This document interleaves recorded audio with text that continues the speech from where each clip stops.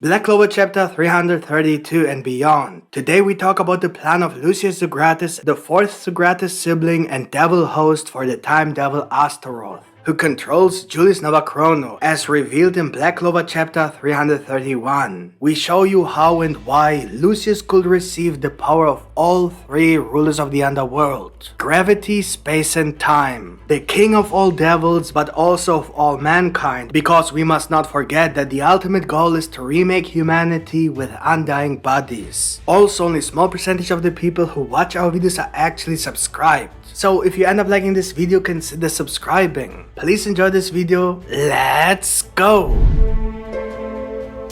I know we promised you to make a video about Nacht and also about who Julius Novachrono really is. Is he Astaroth, who is controlled by Lucius Zogratis with altered memories, with all his decisions influenced by Lucius, who has always been actively watching everything inside Julius' mind, making sure everything goes according to plan? Or is Julius Lucius himself with altered memories while he imposed certain rules on himself when he manipulated his mind? For example, this could explain the fatherly feelings he has for William and Yami, or also his interest in Astas, whereby this possibility also raises the question if there are active helpers like Marx who made sure that Julius does what Lucius ultimately wanted, or Nacht who was responsible for things beyond the border. For example, Yami and William eventually being kidnapped, or Astas being made the ultimate weapon to defeat Lucifero, while he was also responsible for the war in the Spade Kingdom happening in the first place, by introducing everyone to the Dark Triad's plan, and then even bringing everyone to the Spade Kingdom. I know you're all looking forward to these theories, and we are doing our best to get them ready as soon as possible. Let's make a deal. We'll release the first theory as early as next week Wednesday if 500 people who watch this video here subscribe. You can't avoid it anymore. It's easy, don't worry, and it will support us a lot. But anyway, today, Lucius' plan, plain and simple. To get an idea of what his plan might be, we first have to look at everything Lucius has ever said and done, which of course is not so easy, since Julius certainly represented Lucius' will more or less in certain ways. But we will show you that it's still possible based on just the few words Lucius himself ever said directly. He first spoke of undying bodies. To achieve this, the weak must die, and then be reborn in undying bodies. This fits with the symbol of his grimoire. As many already know, if the spade stands for death, then the upside down spade stands for the opposite, and that is rebirth, renewal, resurrection, and regeneration. The last one is very important because it is literally mentioned in Black Clover in connection with Lucius and undying bodies. So the term undying bodies might actually be very important to Lucius' ultimate goal. And the only context we have about it is the conversation with Zenon. So the reason for that conversation could also be important.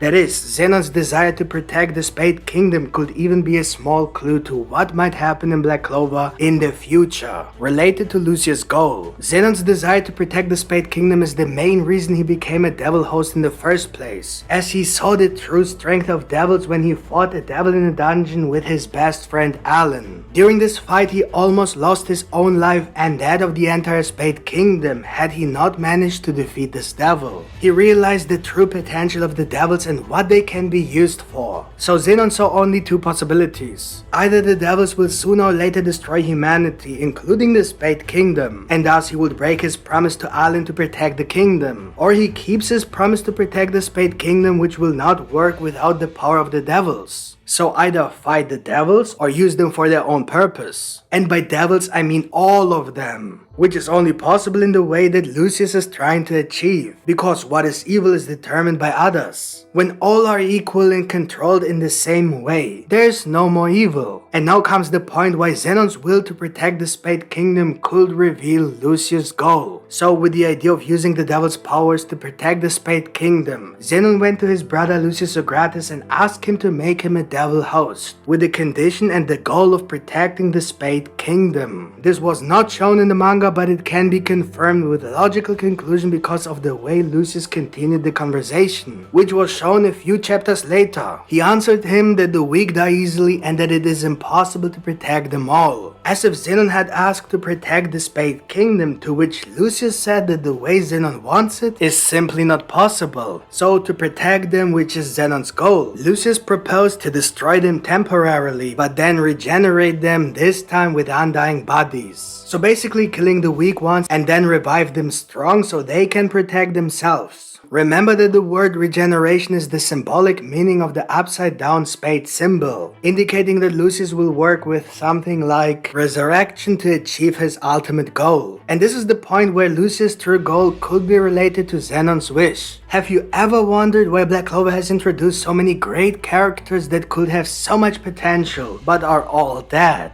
Alan, Morgan, Asia, Lysita, Lois, Lumiere, Licht, and all the amazing elves. And even dead characters without much information but with great potential, like the Agrippa family who made a deal with Megicula, the two royals from the Spade Kingdom who turned into demon gods, or all the previous wizard kings and queens hinted at in the anime, and even the previous heart queens. Why wasn't a single previous wizard king shown in Black Clover? Perhaps because a few of them could still appear later, that is, could be revived with undying bodies. It makes sense considering that Lucius Zogratis plans to resurrect certain peoples from the past, which will then explain why Nacht, for example, is so strangely involved in this conspiracy. Remember one of our oldest theories that we believe Nacht is somehow involved in this conspiracy because he wants to resurrect his brother Morgan. I think that the theory is gaining a lot more credibility now, but that's going to be part of the upcoming Nacht theory. All of this will explain why Zenon has such a strange attitude towards the Spade Kingdom people, while actually talking about protecting them at the same time. Because just like Lucius said,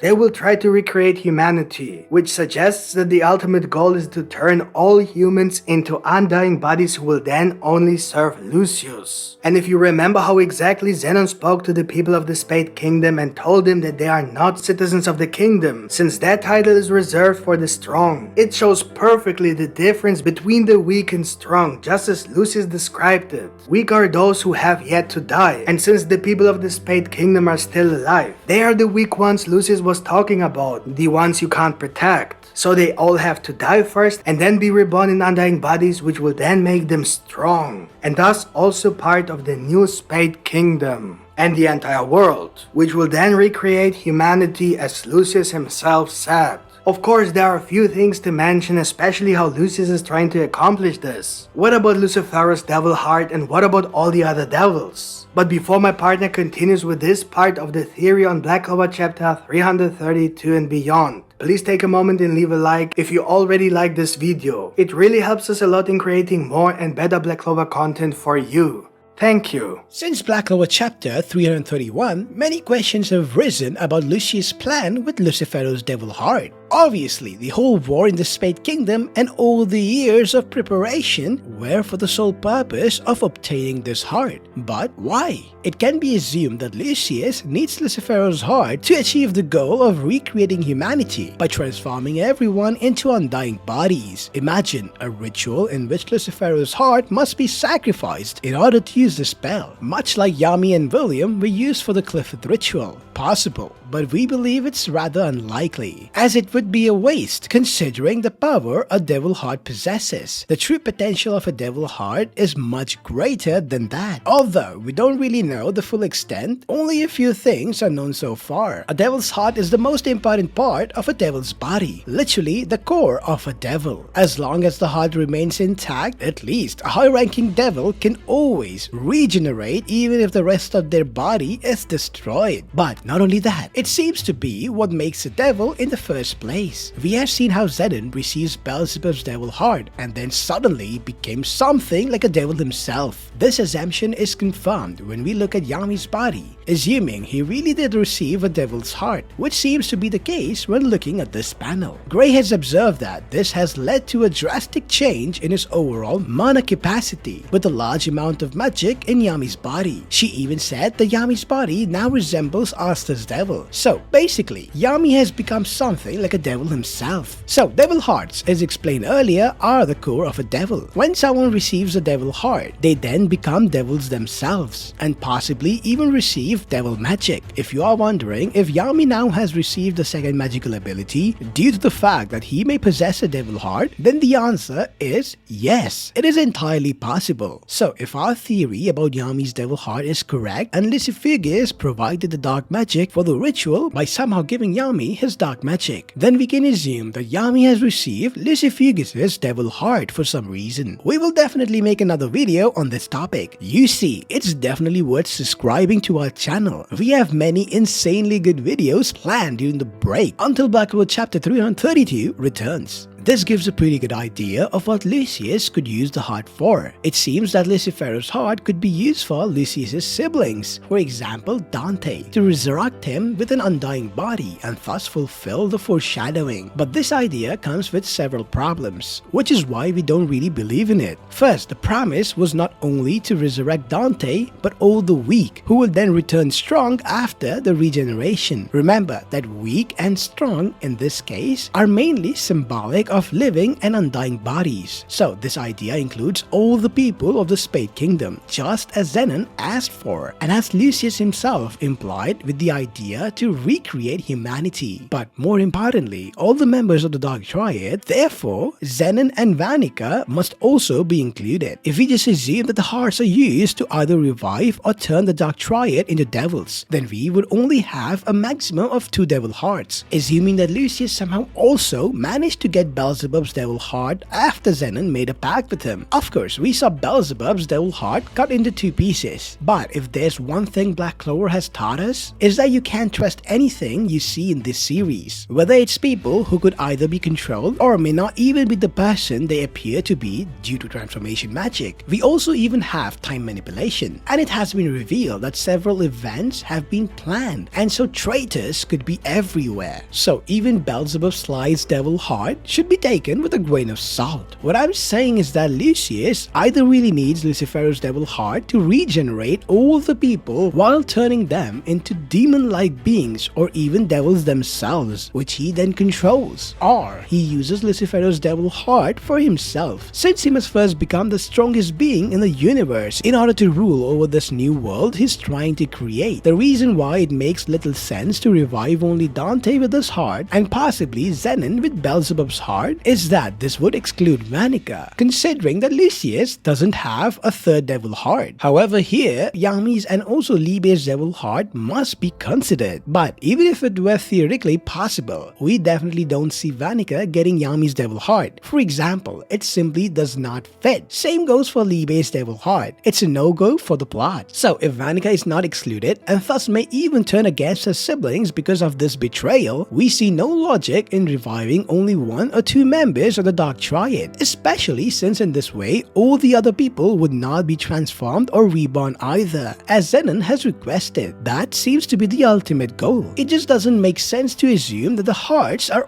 only for the Dark Triad members, unless it's 1 heart for all 3. Until we find a better solution, there are only 2 possibilities. Either Lucifero's devil heart is used to fulfill the spell for the undying bodies to resurrect all the siblings of the Dark Triad alongside certain dead people, maybe even turn some living people into immortal bodies as well. Or Lucius can already use the spell or ritual to achieve his goal of recreating humanity, but he must first make sure he has the power to do so in order to rule over this world. And so Lucifero's devil heart is used for himself to become the Devil King, so that he can rule over all the devils of the underworld, including the new demons or devils that he will create. Perhaps Lucifero's devil heart has the power to control certain devils. Since he is the Devil King, we know that Lucifero has the ability to interfere with all the low-ranked devils. This could possibly have something to do with it. And of course, at the same time, Lucius would get the necessary strength to rule over all the other supreme devils, simply because he would be the strongest. This of course opens up the possibility that Lucius also receives the devil heart from Beelzebub, since we know that Zenon definitely received it through a pact. As mentioned before, I wouldn't trust anything that happened in Black Clover. Everything we have seen so far could be a lie, and so Beelzebub's devil heart could already be safe and just waiting for Lucius to receive it. With that being said, it is entirely possible that the ultimate goal for Lucius is to get all 3 devil hearts from the 3 rulers of the underworld: Astaroth, who is already somehow in contact with Lucius; Lucifero, whose devil heart was obviously stolen; and Beelzebub, as we have already explained. All 3 magical abilities: gravity, space, and time. Of course, this also indicates that none of the 3 rulers ever knew about this plan, mainly because they would never have gone along with Lucius' plan if they had known what he was really up to. And with that, we can assume that Astaroth doesn't have a contract with Lucius voluntarily either, but is forced to obey him. Maybe Lucius even has the power over Astaroth because he already owns his heart. There is also the possibility that Astaroth voluntarily cooperates with Lucius, since Adramelech has also decided to do so. But that would mean that Astaroth is evil, which we again question. A possibility worth mentioning is that Lucius uses the bodies of the Dark Triad for himself to create an ultimate vessel with body, blood, and bone magic. This would explain the magic of the Dark Triad and could also give Lucius 3 more magical abilities if he really goes so far as to betray his own siblings. That's it for today, folks. Hope you guys enjoyed this video, and if you did, don't forget to smash the like button, and if you're new to our channel, make sure you subscribe with the notification bell turned on. See you guys in the next video. Yami out.